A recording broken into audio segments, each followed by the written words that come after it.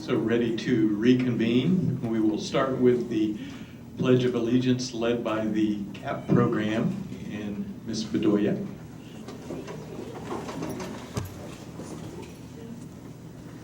Allegiance to the flag of the United States of America and to the republic for which it stands, one nation, under God, indivisible, with liberty and justice for all. Thank you very much. Our next order of business is nomination and election of Board of Education officers. First, let's do this separately. First, are there any nominations for president? Mr. Williams? Yes, I move that Dr. Michael Morrison continue to serve as president. Second. Okay. Well, Nancy? Second. Do we, any discussion? Or shall we just proceed to vote? Okay, we're ready to vote.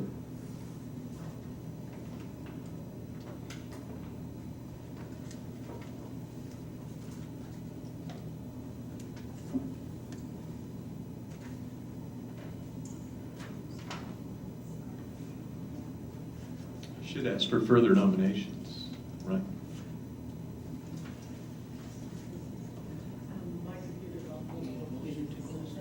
Okay.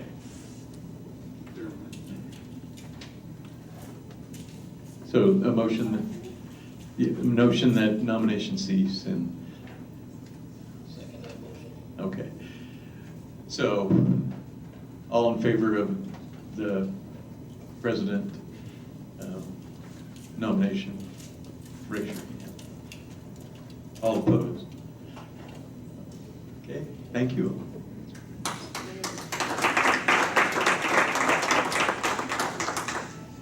So, oh,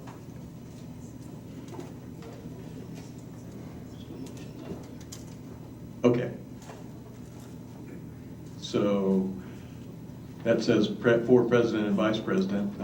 We were doing that separately.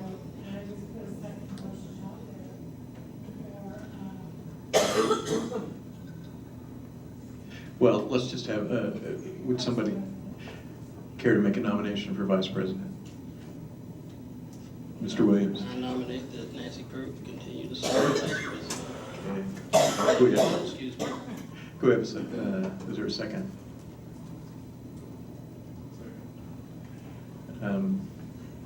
Any discussion?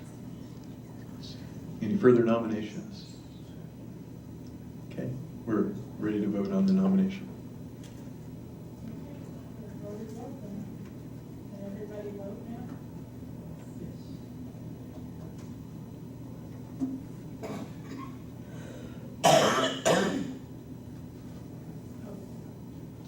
He doesn't want to cooperate.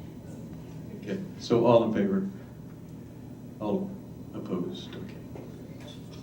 So congratulations to Ms. Kirk. We, well, I for sure appreciate the vote of confidence. And it has been a very interesting year. But I'm pleased with the direction of the Board of Education and pleased with the direction of the administration. I think administration has made my presidency of the Board of Education quite easy.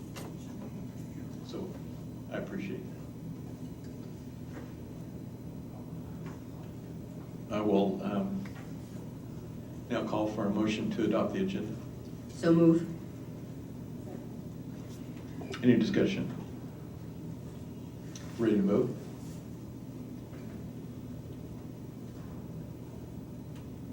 Vote is open.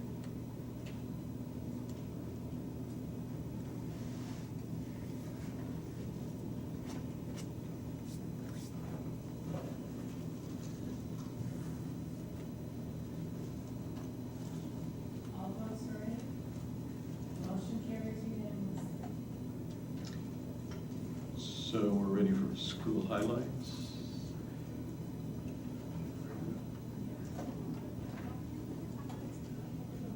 Mr. Bill.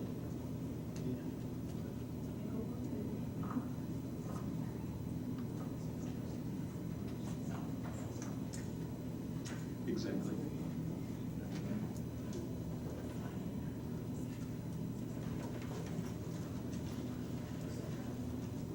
Should be public communication. All right, this is always our favorite time. Of course, when we have the school year, we have Senior of the Month, Student of the Month, and a ton of other things. For today, we have a smaller crowd, but with that in mind, previously, we received an email regarding the Neighborhood Revitalization Plan, and Bill Feiander, they're all whispering to me how to pronounce your name, so I don't get it wrong. So he is here this evening with us. Let's give him a round of applause, and I'd like you to come on up.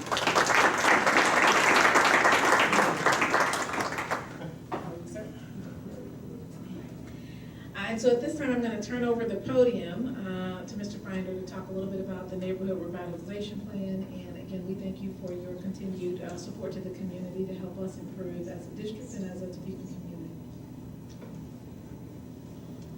Thank you, Dr. Anderson, board members, staff. Pleasure to be here. I get the chance every 5 or 6 years to come here and talk to you about this program. So hopefully, for some of you, this is a refresher. For others, I'll try to be as succinct and clear as possible.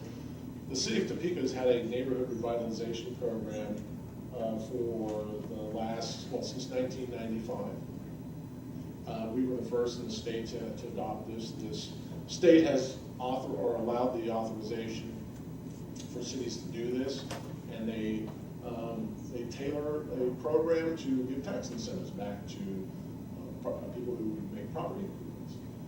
We've had a renewal of the plan and program 7 times since then.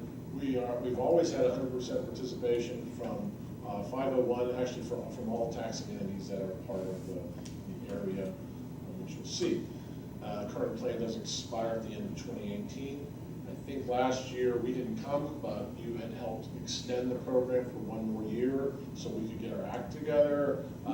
And that was to help update the neighborhood health map, which we did earlier this spring. So we did that, so now we're back to show you the changes to that. Okay. At the core of the program are rebates. You improve your property within the given boundary of the area. You pay your property tax for the new taxes that you caused by that improvement, and you will get a rebate back from the county. So if I increase my value, actually let's go to the next slide. It's a little better example. So if I had a building, this is a commercial building, appraised for $250,000. I add on to it, the next year it's worth $350,000. That's a $100,000 increment, and that amounts to $3,900 in taxes on that $100,000.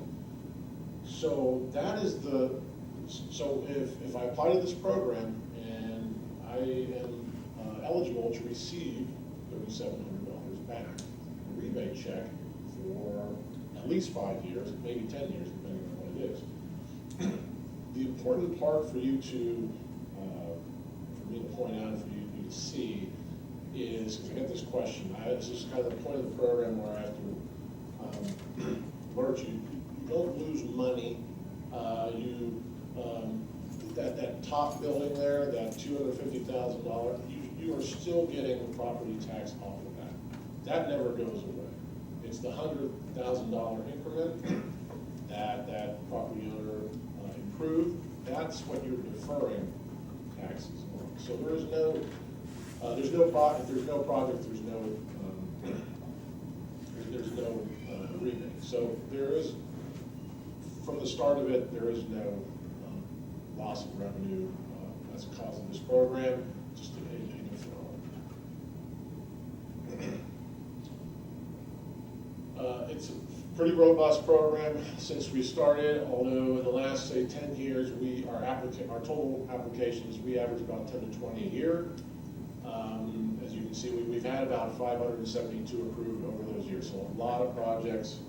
And then the next slide, you will see that the total invested actually is going the opposite way. It's at the right-hand side there. The trend line is going up. By 2017, we had probably the largest amount invested in the program since its inception. So we're seeing bigger projects. That's what that really amounts to. Fewer applications, but total, we tend to see bigger projects.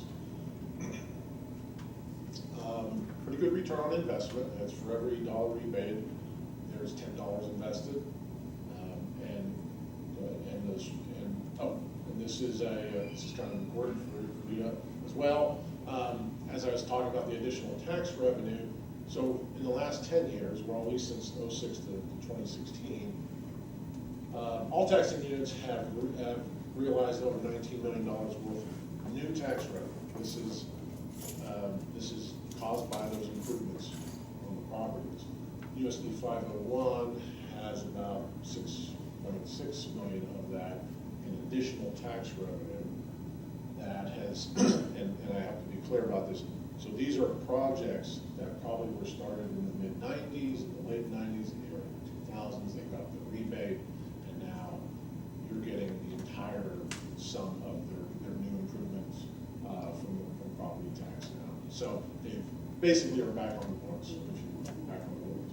So that's what that 6.6 million amounts to. And I didn't put this in there, but we did a projection for the next 10 years. And you'll be pleased to know it should be over 10 million. You'll be getting back over that next 10-year time period because of how we break it down now. We don't give a full 95% rebate for 10 years like we used to. The second 5 years, 6 through 10, is just 50%. So you actually start to realize tax revenue in year 6 for most of the projects. An important thing to point out here is this is a strategic investment. Our neighborhood health maps, which help align this program, 75%, that's hard for me to read, 75% go into the intensive care in our at-risk neighborhoods, which is where we want the lion's share of this to go. And then you can also see that little house there, almost 600 new residential units, and that's really important to the city, and I know probably to you to see new growth in the pool. And that's just some big numbers. Downtown certainly has experienced quite a bit of investment, $133 million over the course of the plan, and historic properties about $70 million. So another strategic investment in those areas. Okay, the model itself has 3 components. I did touch on some of the rebate component, the area being the boundary, and then we have a couple but-for tests, and I'll explain what that is. So one last touch on the rebate, and maybe this explains it a little better. The standard rebate now is you get 95% back for the first 5 years, 50% for the second 5 years. And that's where you're getting more back quicker now than we used to. However, we have bonus rebates or additional rebates that you get the full 95% back for 10 years if you are in one of those intensive care neighborhoods, if you're in a historic property or a historic district. And then we're proposing a new bonus type of use, which is infill housing. We believe this is a huge impact on our neighborhoods. We see it when we look at the health maps, when we do new housing, when there's private housing that comes in, and whether it's a repurpose of the building or brand new construction, has a tremendous impact. And this is one of the top priorities for our city council as well, is population. Area. Again, we target the at-risk and intensive care areas. That's the pink and red on the map. It did expand a little bit, almost 3 square miles. Not all that was in 501. Actually, Some of it was on the east side, which actually goes in the Shawnee Heights now district. You go all the way out to the city limit. If you want, I think the next one blows that up. Yeah. And then up, Oakland actually has an area that has been expanded into. We also are all the way down south now into Washburn Rural on Topeka Boulevard, south of 45th. And then we do expand into central Topeka, a little bit more into College Hill, a little bit into College Hill, and Elmhurst there. Could you explain that a little bit, Bill? The western expansion was just the one that surprised me a bit. What's Sure. the rationale there? Because some of that's in the blue category and, you know, would not be necessarily considered at risk, right? Correct. So what we've tried to do, we have drawn the boundary around the at-risk neighborhoods, not trying to weave in and out a illogical boundary. So if you have an island of blue and you're wrapped around an at-risk neighborhood, it stands to our reason that blue is susceptible and to the influences of an at-risk neighborhood. So we should go ahead and include that, prevent that from going to at-risk. So that's kind of the rationale, twofold there. But yes, that's the first time we have seen our health map expand to at-risk west of Washburn. West of Washburn and College Hill area. So down south, is that Montera or is that the Kanza Business Park or what is that? The hot pink area down south is actually, it's a larger, there's a larger mobile home development down there. That is not, Montera's further south. That is still the city. That's the edge of the city south. I know there's not, I'd say half of that is residential, but the other half is industrial. I'd say they're getting pretty close to the. Yeah, it's most of that is coming from the home park development.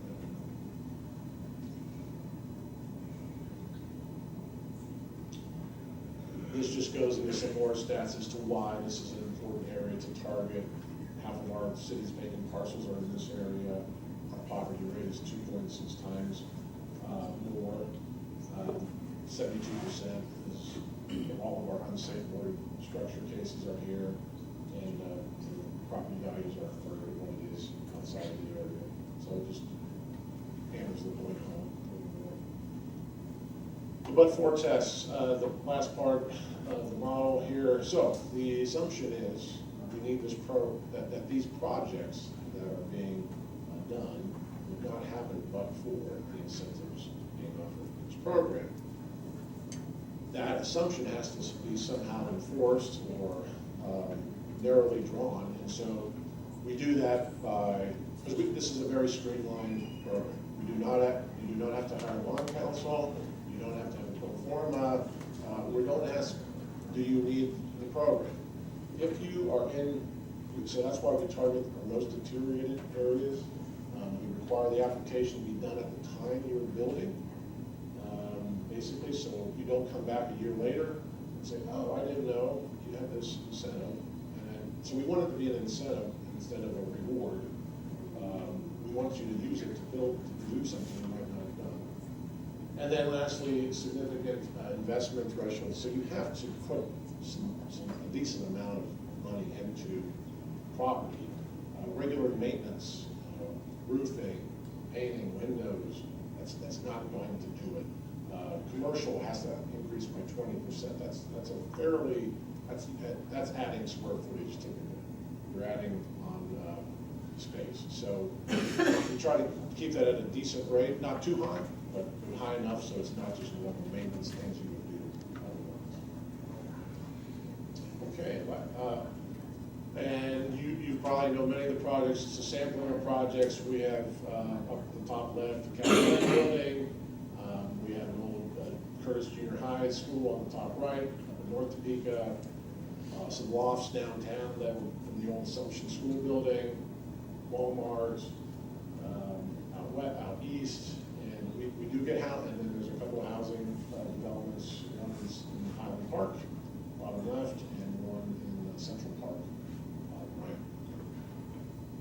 So it really is big projects, small projects, mom and pop projects.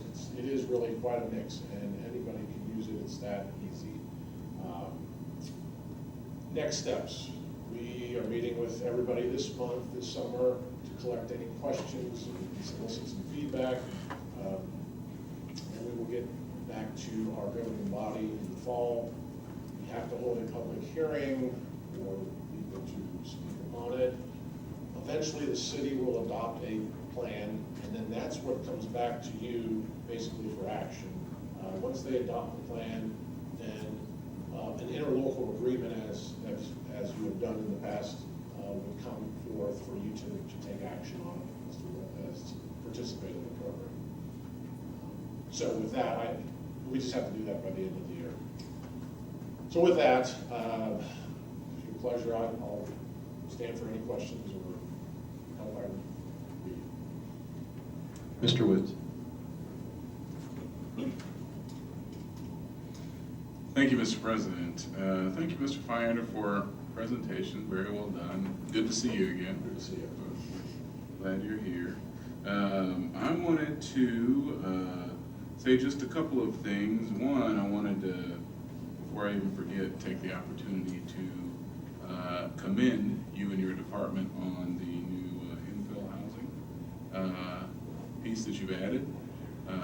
It's totally consistent with the land use and growth management plan. Very important, I think, especially for a district like ours, and it's an important thing just for our city. We can't really develop and be a real city if we have a donut hole in the inner core and all of the development sprawls and runs. I wanted to commend you for that. I think that's an excellent thing. I did have one question for you. And while I think I know the answer to this question, I think it would be good just for the general public to hear, and I might be wrong. So now the property that has been participating, once the NRP expires and property that's been in the NRP and they've been participating for the 10 years, and it's time to come do another one because we always do another one. It's like a continuous rolling thing. That property is no longer eligible for those exact same improvements that were covered in the previous plan. They'd have to do new improvements if they were still in the zone, right? Mr. Woods, yes, that is sort of true. So the property itself is eligible. But only for new improvements, right? For a different type of improvement, yes, correct, yes. I wanted to make sure and ask that question. Sorry to ask you a question I thought I already knew the answer to, but I always get questions from people. A lot of patrons always ask, well, but you always have a neighborhood revitalization plan. It never seems to go away. Why do we keep, doing the tax break and keep doing it? And it's actually, it has to be a new, different, distinct improvement that's done, right? That is correct. What I haven't told you is we work hand in hand with Shawnee County and the appraiser's office, and they go out and they check the improvements and make sure those improvements are the things that are causing the increase in the appraised value, not the market conditions.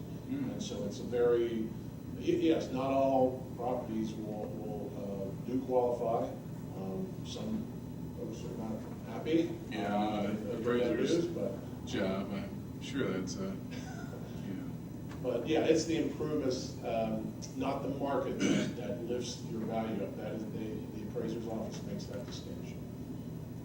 So the only other question I'd have, I guess a comment, I always like this a lot better, this program, than, when you come to us with the tax increment financing plan. I just think, I just think this fits better with the kind of where the city's going, with the professed desire that the council has to build up the inner core of the city. I look forward to the interlocal agreement once the city passes a plan, as long as I can look at it and see that it's consistent with the land use and growth management plan. Then I'd be certainly happy to support it. Other questions for Mr. Byender? Okay. Thank you very much. As we transition, and perhaps at a later time, I sent Mr. Gowan the map that we are using. So we've taken the map, which was not known this evening, but the same map that you have for poverty. This year, we are doing a second year in an expanded tour for all of our 200 new teachers. When they tour the community, they will be using that map in a very creative way. And we've actually put on that map every school and every landmark in Topeka. So our office has done that to allow for people to really reflect on poverty and how they can also uplift the core. But we also have some visitors or some staff from one of our programs. So we're going to go right into our summer report, and perhaps if we can pull up the map, we will. If we can't, we're going to make copies for you so you have that as well, and you know what our new teachers will be doing. The PowerPoint, and I sent you one, I don't know if that'll come up from the CAP one from Ms. Bedoya. So we have 3 presentations this evening. We are so excited. So last year we piloted summer enrichment. Mrs. Wallace, and who I call the real McCoy, Erin McCoy, kind of spearheaded it last year with 1 week or so before the program kind of kicked off. But last year we started off small. We grew mighty over the course of the planning period. Ms. McCoy continued to lead it this year, and this year it's grown tremendously. So that will be shared this evening. We're going to start off, though, because we have an entire staff here from the CAP program, and we know one of our goals is focused on early childhood. And so under that piece of early childhood, the CAP program staff, led by Ms. Bedoya, who is the principal of the CAP program, is here this evening, which is commendable that they've all stayed till this evening to be here. So I'm going to turn it over to Ms. Bedoya to introduce her staff and to walk us through the PowerPoint, and then we'll go straight into the summer program, as well as Sheldon, our very own Ms. Nicholson, has led the Sheldon program. So we'll just kind of go in order. And you want the microphone? So. Good evening. Okay, so I have Kelly Legleiter, who is a teacher at CAP. She's been with us for about 3 years. Susan Mills, the social worker, and my work wife, we do this together. We have Jacob, Emily, or Miss Tymates, and then we have our grandparents, and Miss Susan is going to go ahead and introduce them because it's a partnership that we have with them. We've got Belinda, we've got Grandma Joyce, we've got Grandma Debbie, and so And they can hear you because of the video.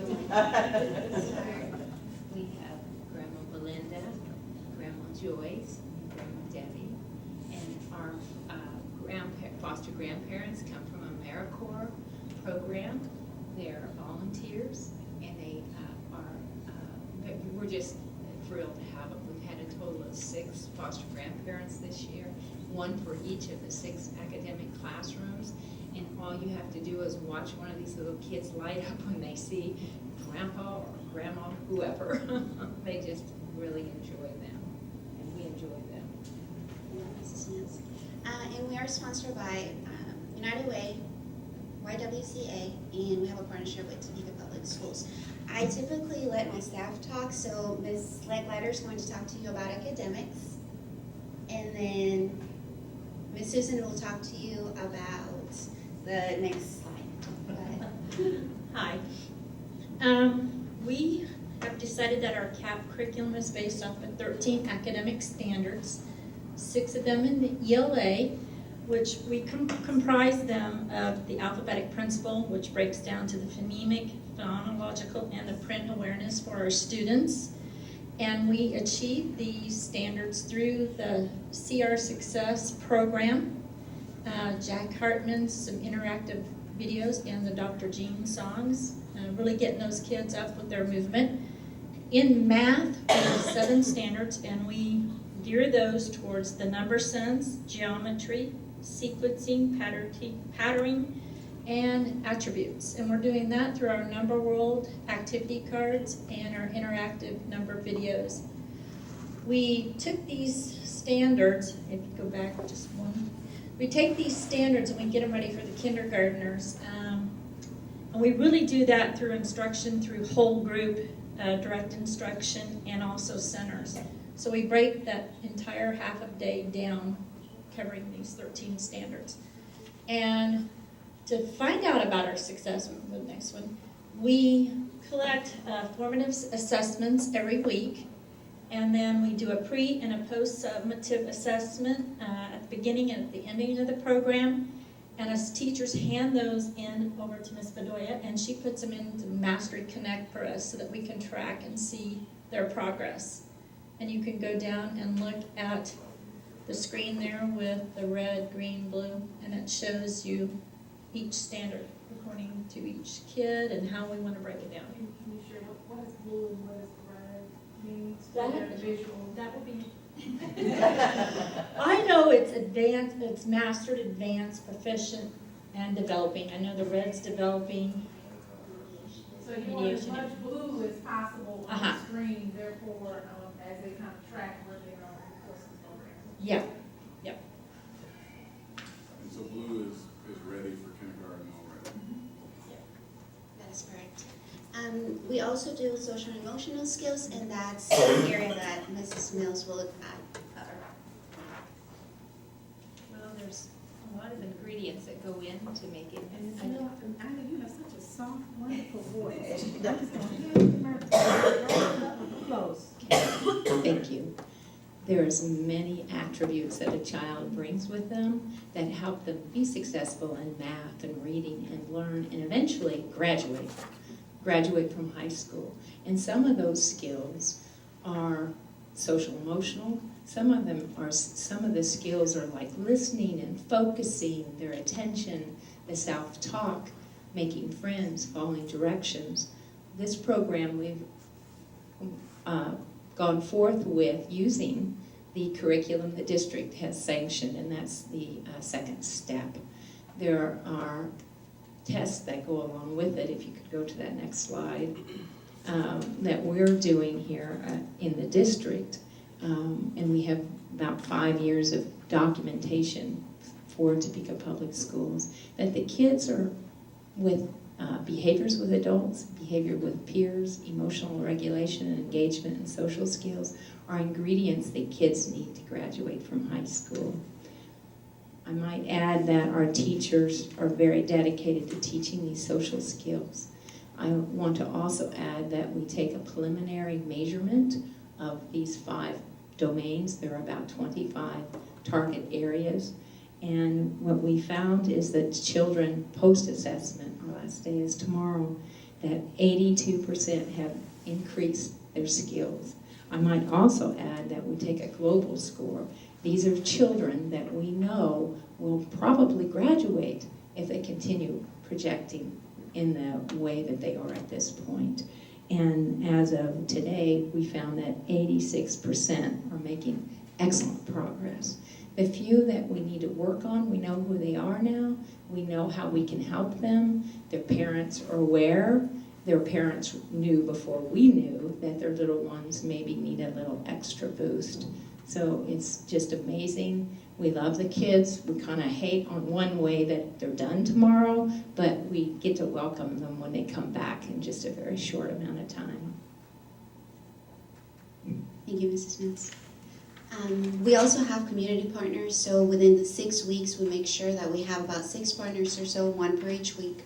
So we have the Wanamaker Woods Church of Nazareth, who they will be providing breakfast for us tomorrow and for families. Tomorrow's our last family event, and you guys should have an invitation in front of you guys. You guys are welcome to join us. The Discovery Center, they opened their doors for CAP families Saturday, July 7th, I believe. And then, of course, our foster grandparents have been with us for 6 weeks, which allowed us to have 3 adults in each classroom, and that was essential for us. And then Border and Kansas Expo Center donated some tickets to go to a couple of shows, which families wouldn't be able to afford otherwise.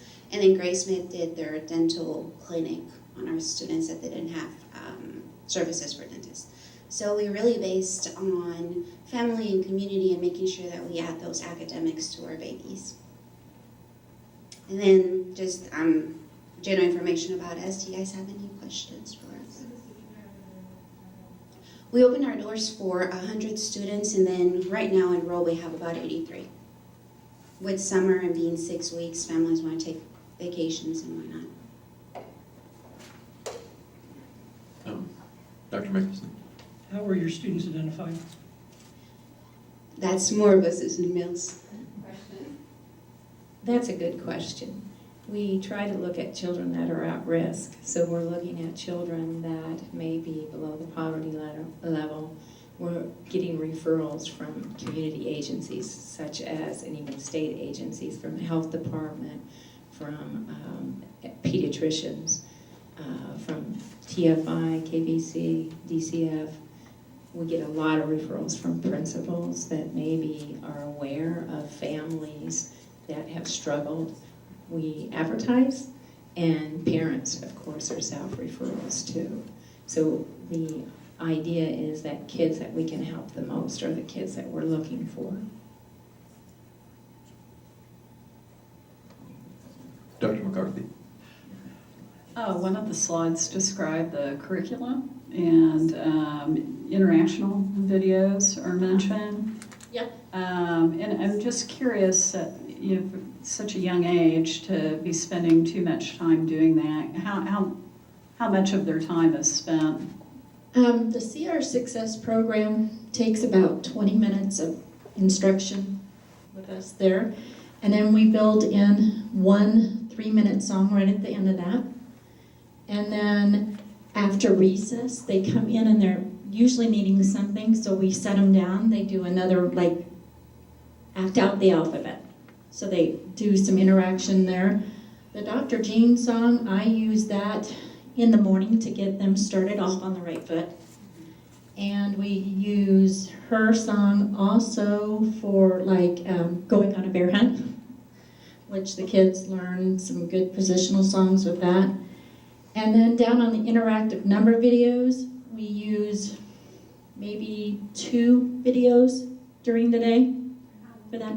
They're usually 2 to 3 minutes a piece. So they're not getting out of a 4.5-hour day, they're getting 6 minutes for ELA, and 6 minutes for math. Is that aired on a TV screen, or is this? Yes, it's on the, so whole media room board. instruction with them following that, not a computer thing.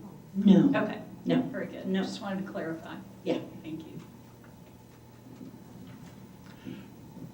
I just have one question. You said 86% prepared. Is that the term? I don't know. What? Kindergarten ready? I think Projected? I think all children are prepared for kindergarten. Some of the children are exceptional already. Some of them are almost as exceptional, but not quite there. They will all begin kindergarten.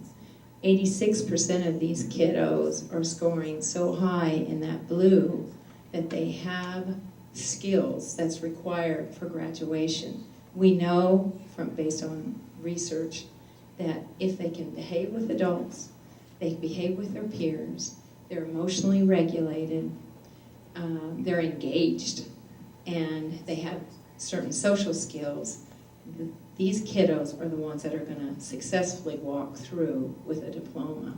I might also add another area that we took a measurement on is engagement, and I think it's kind of a indication that the program is appealing to the constituent, who is this 5-year-old. Some of them turn 5 today or 5 tomorrow, but 92% of the time the kids are very actively engaged. So I think that's another indicator that the children and that the program are well suited for one another. So the ones, obviously the 86%, but 14% are not. What happens to those kids?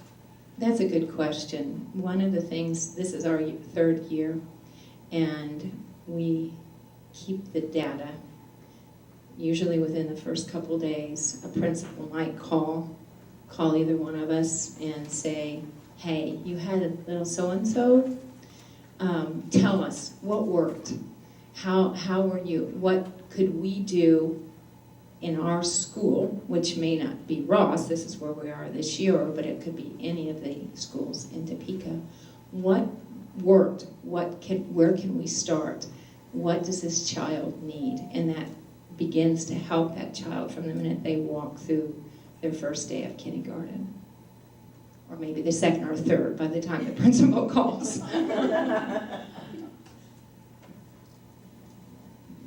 Other questions? Ms. Kirk? Sometimes the lights just don't want to come on.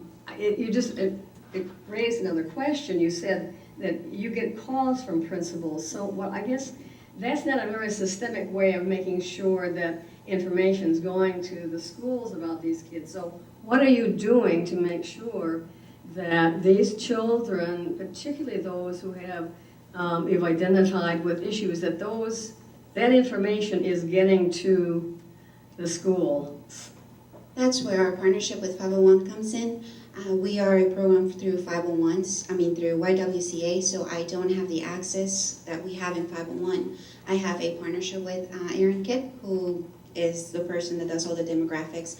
So once we have all of the information that we need, then we talk, and then he tells me where these kids are going for kindergarten. And then that's when we send the information. We do send information to principals with our high flyers, which would be the 14% that we have. We don't right now have a system that we will send everybody's information in it, because this program is run by me and the people that you see. So the partnership with 501 is when it comes in and they help us to make sure that everybody gets the information that they need. And so with that, first of all, we want to thank you all, and grandparents, we want to thank you all for being there for 6 weeks. We applaud you and commend you for your support. And so the Mastery Connect is the program that we use in our normal school. That we introduced that, was it last year, Dr. McDonald, or the year before? Piloted it the year before, had it last year. So because that data is in Mastery Connect, now our teachers in 501 can now, Ms. Kirk, access the data in the manner that we would normally do for any other student. So Ms. Bedoya now has that code. Those teachers can access that. So that 14%, all of those principals will receive that data. They will have access to it. For any student that's loaded in Mastery Connect, any teacher can now access that data too, because that's the database we use for all students, pre-K through 12. So with that, as they kind of finish on that piece and we continue with our summer school program, I do want to mention that my very first year I saw Ms. Legleiter teach and was so amazed at her skill, and I said, where is she? She was just accepting a position in a school, and she was going to Auburn, and I am happy to say that we've recruited her back. So she will actually be at Shaner this year as one of our model classrooms. So we're excited about that. And for our social worker, who was just calming in her own presence and right, she actually piloted the RAP room at Williams this past year, in which students come in, their blood pressure is taken. 6 or so social workers, a lot of social workers are there through the partnership that she created, and people are studying that. And they have some amazing data that shows within minutes, they go through stations, they're back regulated, they go back to class. So people have been studying just the amazing work. So the talent that Ms. Bedoya has had over the 3 years, the team has been pretty remarkable. So we thank you all for continuing with the program. As we transition into our summer school, our other summer school PowerPoint, that map that's pulled up, we're going to get copies to you before you leave this evening, and then we'll go into the other part of the summer school presentation. In the interest of time, we won't go much into this, but Ms. Nordic, my communication specialist, added all of the schools down below. So the blue, which you can't really see, are the healthy, non-at-risk neighborhoods. The red will be the at-risk neighborhoods. And on our tour, we have a variety of activities for half a day with teachers, and Brown v. Board and a historian at the library are teaming up with us so we can really look at neighborhood growth and what we're doing as it relates to improving the conditions across the neighborhood. Now, circling back to our PowerPoint for the rest of our summer school presentation, Mrs. Wallace, do you want to kick this off, or do you want Ms. McCoy? So I'll turn it over to these ladies to take it from here. And Ms. McCoy, you coming on up? Ms. McCoy said she wasn't going to do summer school next year. What? I'm telling you. She's now an AP. And so, but Ms. McCoy has already recruited her former assistant coach, softball coach, who just got her administrative license, as Ms. McCoy was just getting hers, to use this as a training ground for them. So she has trained already the person that will continue this for next year, which takes great insight. Thank you, Ms. Wallace, for having her do that. And I'm going to turn it over to Ms. McCoy. And Ms. Wallace, you want to start? Can you flip to the next screen? Just before we get into kind of what we've done with summer camp, I thought I'd share a little bit about high school credit recovery. So we had 269 credits recovered this summer from all 6 of our high schools. All right, and then we had some various summer programs going on, but we'll kind of skip to summer camps and let Ms. McCoy share. Good evening. Thank you for letting me speak, and Dr. Anderson, thanks for giving me this opportunity.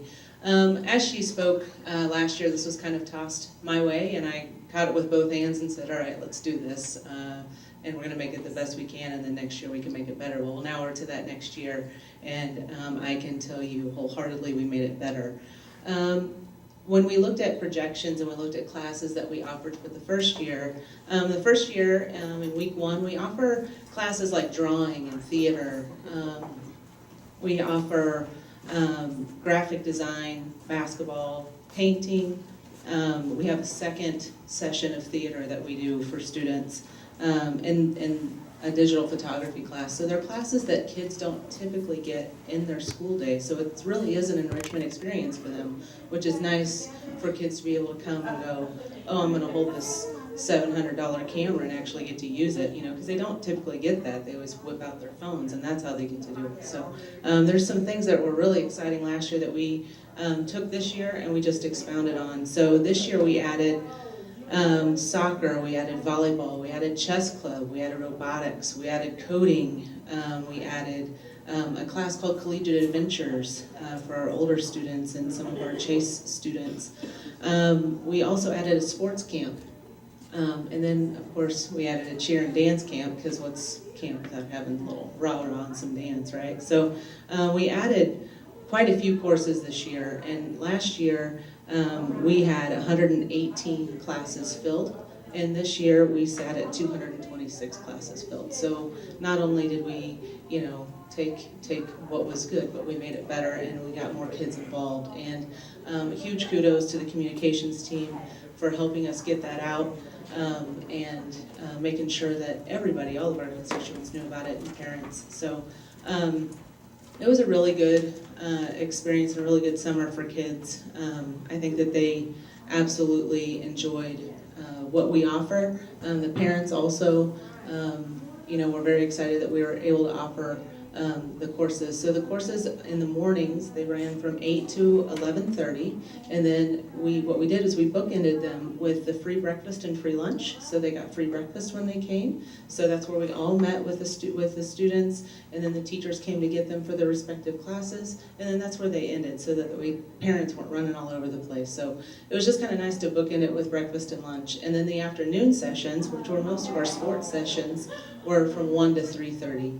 And the nice thing about our sports sessions were they were held at like Topeka High and Hummer Sports Park, where kids don't typically get to go out and participate at Hummer all the time, but to go out and have an entire week, they're doing, some soccer or, basketball camps or volleyball camps, stuff like that, gave them an opportunity to kind of perform on a bigger stage and in a gym that hopefully, we can kind of get them to.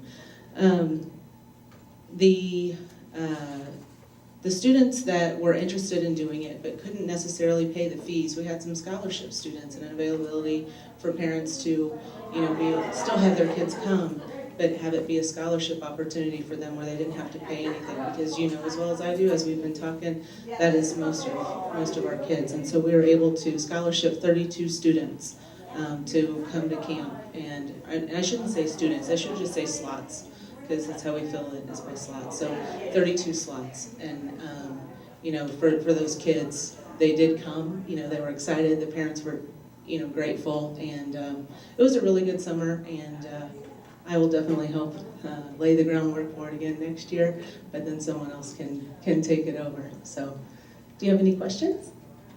Questions? I missed the point about how many kids did we serve? I know you said you had like 200 classes, did you say, or? So we filled it by slots, because the way some of the challenges, and you kind of hit on a challenge, is some of the enrollment process, because we need a different system to be able to enroll students. And so that way we can break that data down that way. So what we had to do, right now it's on a huge long Google form, and so to kind of break it down that way, you're kind of going, okay, this kid hit 4 classes, or, you know, because it's 4 weeks long, and some kids took 8 classes. So what we did is we just did it by class. So we had 226 classes that kids took, or 226 slots. Does that make sense? Yeah, Does that make 226 sense? slots, Yes. not classes, okay? Yes. I was hearing Yes. classes, and I was trying to figure out how many kids you had. Right. So And then- we had 20 classes, and in those 20 classes, we had 226 enrolled in one or more of those. So you had There was more capacity, they weren't. Oh, absolutely, absolutely. And that's Dr. McCarthy, you said something that really kind of, you know, as we grow this and we make this better, we look at some of the things that maybe Shawnee County Parks and Rec are doing, and some of those things where we're getting kids, you know, we had a lot of kids enroll, but maybe they didn't show up. And so we did phone calls, and we followed up with them and sent emails.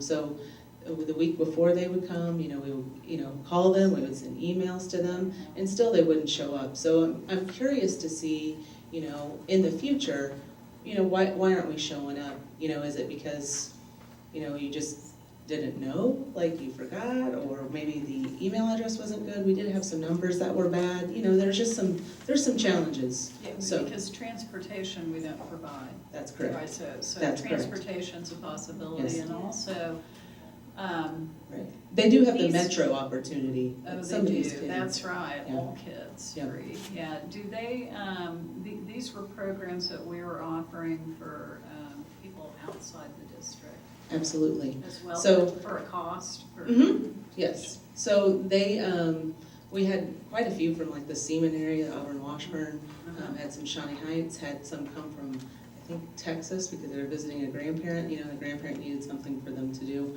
And then, of course, you know, our own teachers bring their kids, and some of them are not, you know, in the 501 area. But yes, they do pay. They are not part of the scholarship. We, you know.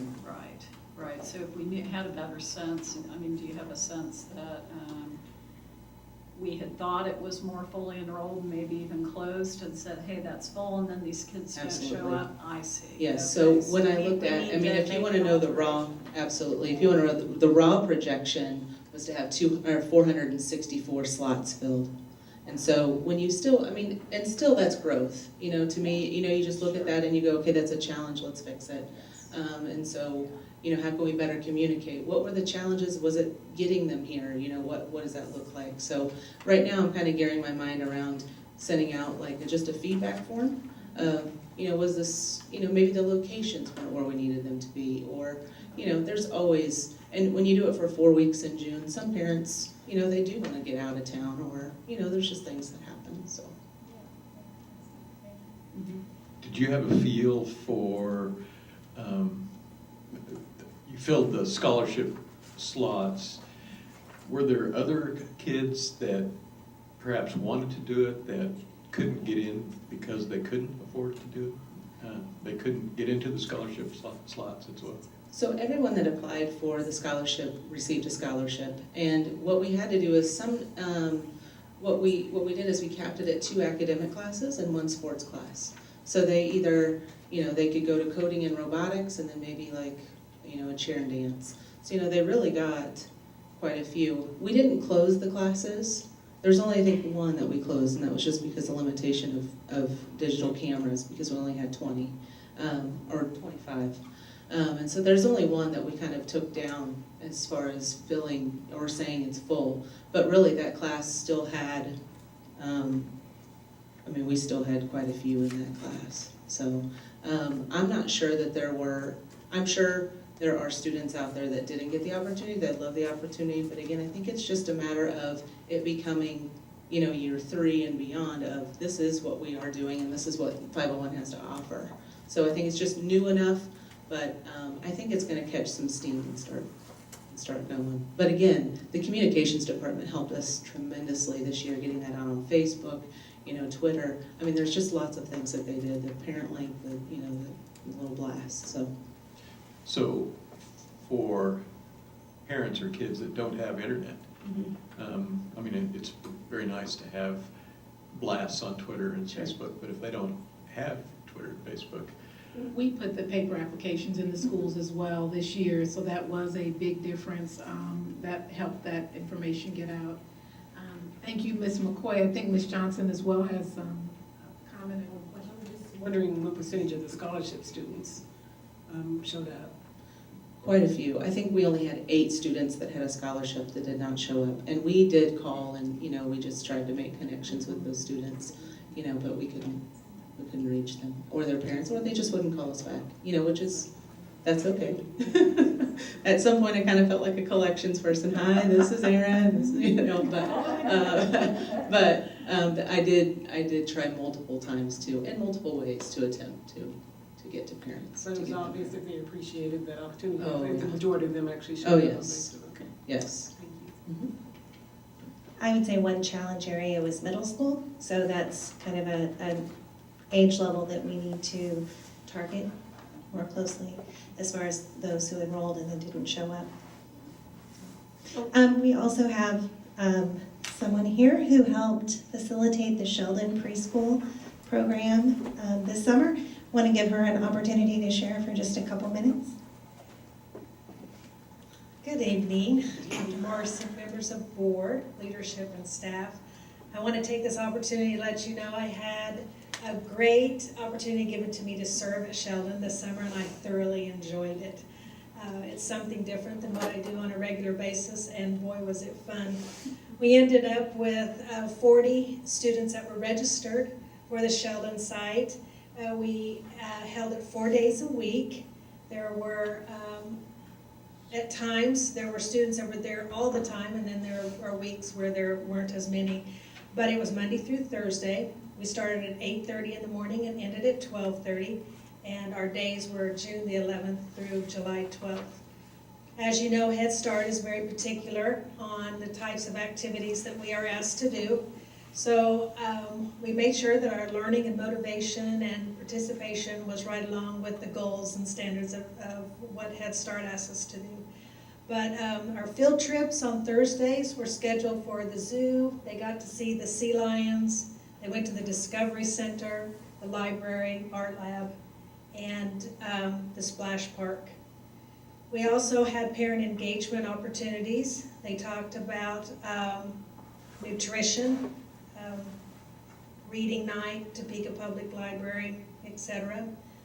What I did enjoy was learning about the family service workers that also participated in the summer program. There were 5 of them.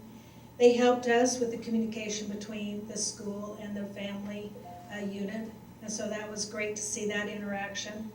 We also, I talked to parent, we want to increase the father's participation in the fall and working with the school.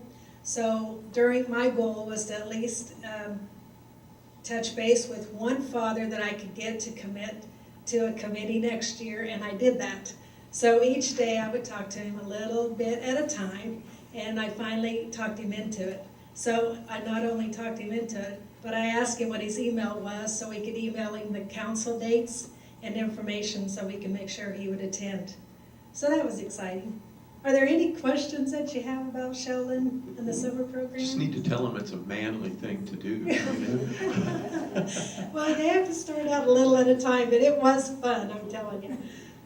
Questions? Wow. Thank you, Ms. Nichols, and she is just so delightful, and she didn't know she was gonna be doing the summer program, and she jumped right on in with a smile, and almost didn't wanna come back. She just came back yesterday and said, do I have to? So we thank you both for the program at Shelton, and Ms. McCoy for the exceptional organization you have for all the programs across the district. As we close one out, Ms. Wallace, was there a final closing item? Just a couple of things I wanted to share. We did have summer programs at Robinson and Quincy that were funded through a 21st Century grant. We also had Indian education at the Kansas History Museum, and we'll hear more about that in September, I believe. And then we had 2 SRO camps done or provided by our in-district SROs at Landon and Eisenhower. Questions? Further questions of Ms. Wallace? Thank you again, Ms. Wallace, for the excellent programs. The 21st Century grants, we will not have them next year, or will we? Yes, those were renewed a year and a half ago for the next five years from when we received them. So we should have them for at least 2 more summers. Okay, because And then they so have many of our grants have gone away, so I was just. They have after-school programming with those also. Okay. With that, as that closes off, those are really our report items. Beyond that, you do have 2 things. Oh, I'm sorry. First, we need to, are there any public comments? And then we need a motion to, for disposition of Business by consent. But we skipped over it somehow. So, Mr. President, I move the board approve the items of business by consent as presented and authorize the board president or superintendent to sign the special project and purchasing contracts for and on behalf of the board. I'll second the motion. We have a motion and a second. Any discussion? Mr. Woods? Mr. President, I'd ask that we, I'd suggest a friendly amendment, if it is okay with the maker of the amendment, to separate the personnel report so that I can recuse myself from that item and vote on the rest. So, Ms. Kirk? I move that as a friendly amendment. Which one is the one they want us to take off? I can't see it because I can't move it to 10.1. 10.1. Okay. So we will be voting on everything but the personnel report.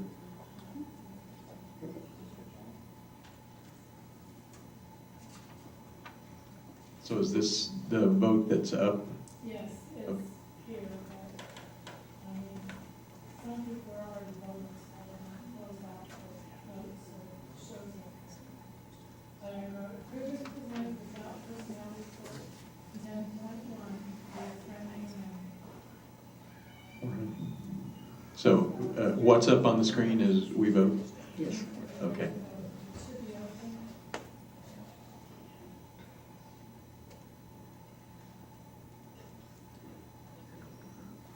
All votes are in, mark it unanimous, the motion carries. Now we will do 10.1. Ms. Kirk says she did not vote. You had your vote? I didn't come up. You were one of the 3 that were already sitting up there. So All right, I'm trying. have a motion to okay the personnel report. We have a motion and second. Any discussion? Okay. Mr. Williams made the motion, Dr. McCarthy seconded.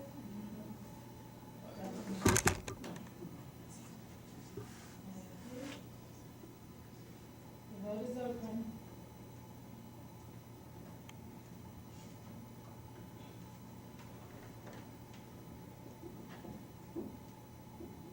All votes are in.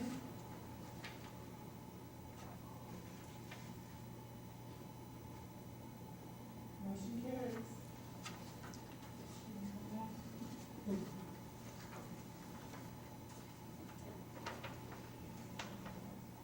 Okay. So we would now be ready for the superintendent's report, which we've had. Is that correct? Yeah, we pretty much have the superintendent's report on the main webpage. We just want to mention that Mrs. Kruger has done a great job of putting a link right on the middle of that main webpage. Mr. Gowan, can we pull up the district webpage? Right in the middle of that main webpage, it's a link that says back to school activities. Click here. And if you click on that back to school activities, this week we have made a list of a variety of activities that people, in terms of important dates, just putting that right up front. Additionally, you have a folder in front of you. It has all of the dates that you might want to make sure that you just know. We're not expecting you to go to all of those. A copy of the postcards that are now being mailed out for the ribbon cutting at Hope Street, as well as for the TCALC. And so this year we're doing postcards, so those are being sent out. And then the schedule for the first day. If you'd like a change in the schedule, please let us know. Because we only have 6th graders and 9th graders, we didn't add high school and middle school, but those that want to visit a particular high school or middle school, please just let us know. Beyond that, it's just elementary. And we are looking forward to that very first day. Very good. Board member comments. Mr. Williams? Dr. Mickelson? Ms. Johnson? No. Dr. McCarthy?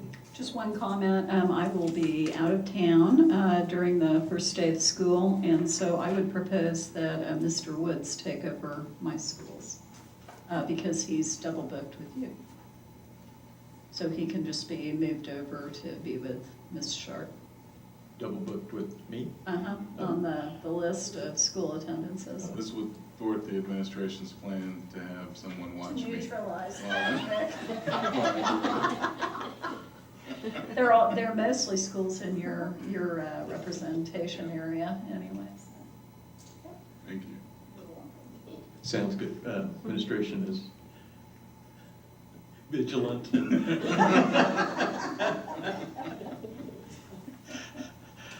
Mr. Woods. Congratulations on another term. Thank you for your service. I know that you'll probably get lots of congratulations from people out in the community, but your fellow board members and especially those of us who have done it understand that what we need to be doing is thanking you for what is really just another layer of service, and we certainly appreciate your commitment to the district. Thank you very much. Ms. Kirk. I want to let everybody know I'm going to change around committees a little bit so that and we're not really newbies anymore, but so that we can be on other committees that we haven't been on. And so if you don't feel demoted if you get taken off a committee, but tell me if you really want, if you're almost married to a committee, just let me know and we'll figure it out. The other thing is I will be gone next week out of the country to Guatemala to a service trip with the Rotary Club. My wife and I are going with them. So probably incognito for that week, but we will be back in time for the next meeting.